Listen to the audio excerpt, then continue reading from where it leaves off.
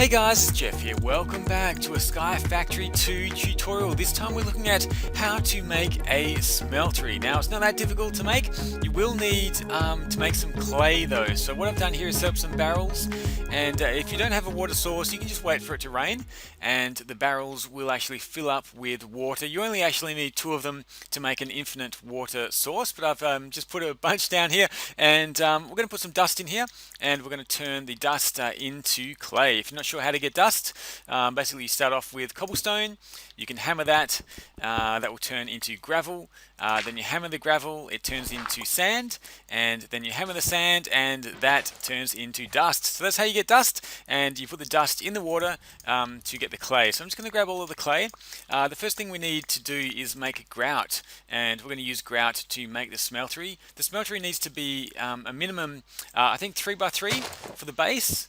So let's just dig out a 3x3 area here, and this is going to be the smeltery base. There's a few other things that we need as well to make sure we can get this up and running, but that's basically how we start. So we have the clay.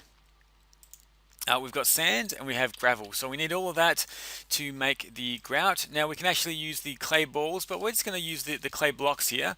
I think they've updated it so you can actually do it just like, I think it's like this. Yeah, there we go.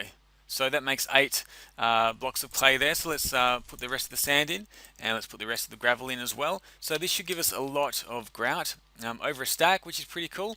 We can run over to the furnaces here, and we're going to stick in the grout just like this. There we go. It's going to take a little while to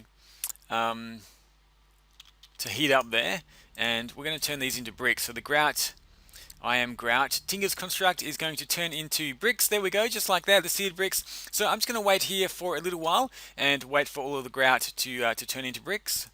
Okay, so I've got quite a few seared bricks here. Hopefully it's enough to do everything that we need to do. Firstly, we're going to go to the crafting table. We're going to turn these seared bricks into seared bricks, but they are the larger seared bricks. They're 4x4, so let's get quite a few of these.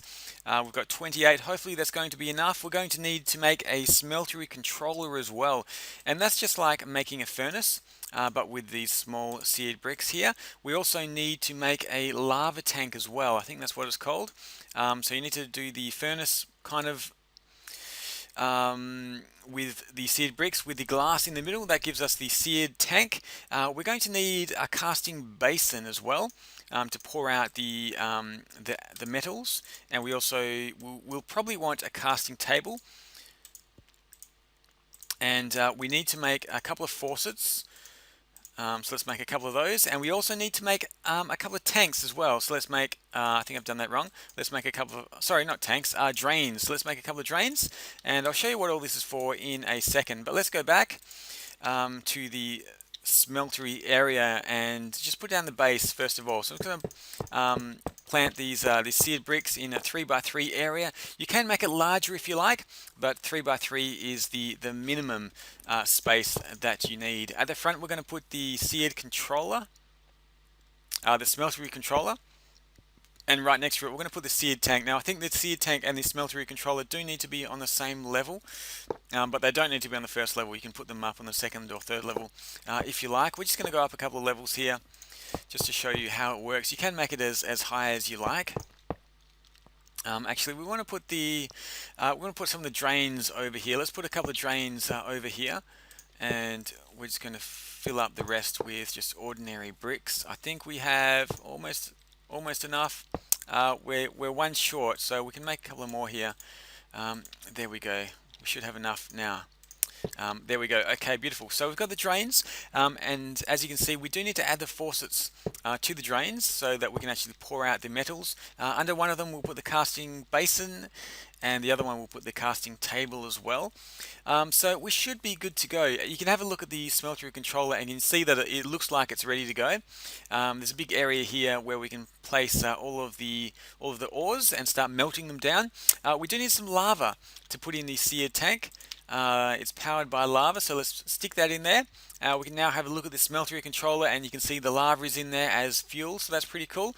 We can put a little bit more lava in there. If you're not sure how to get lava in Sky Factory 2. Check out one of my earlier videos on how to get infinite lava in your Sky Factory 2 world. Let's just grab one more here, and that should be enough. So once you've started sifting a few of these, the gravel and the sand and the dust as well, you should have quite a few different ores and things that you can use to stick in your smeltery. So let's start sifting a little bit of this dust and see what we get.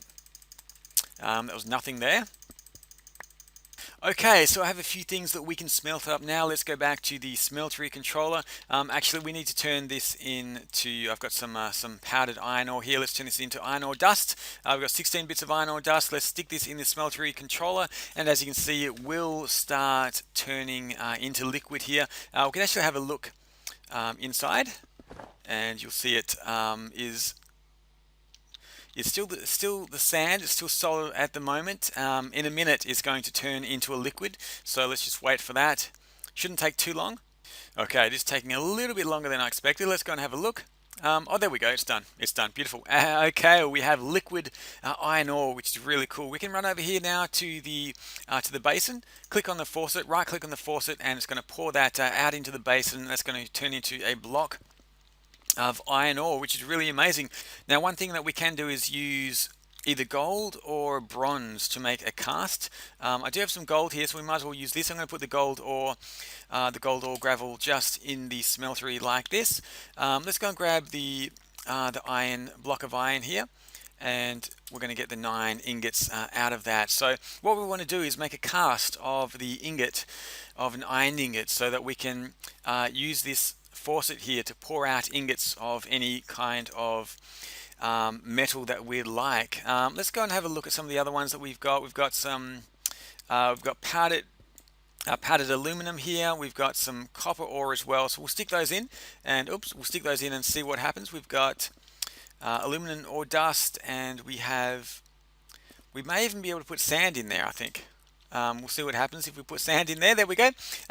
If we want to decide which one we want to pour out, we just need to click on it. So the one at the bottom is the one that we're pouring out from. So at the moment, gold is at the bottom. We've got 16 ingots in there. Let's put an iron ingot on the casting table here.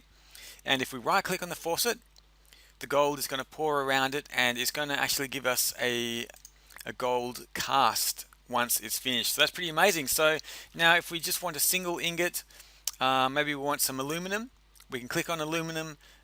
We can go over here to the casting table, right click, and it's going to start casting aluminum ingots for us, which is pretty amazing.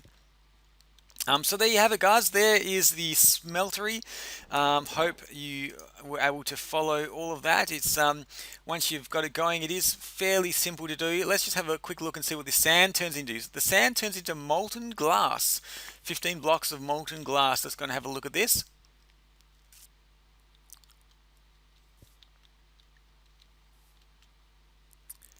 Is that not enough? I don't think there's enough.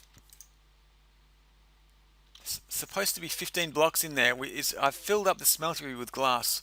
I don't know why that's not working. Oh no, I didn't click on the glass.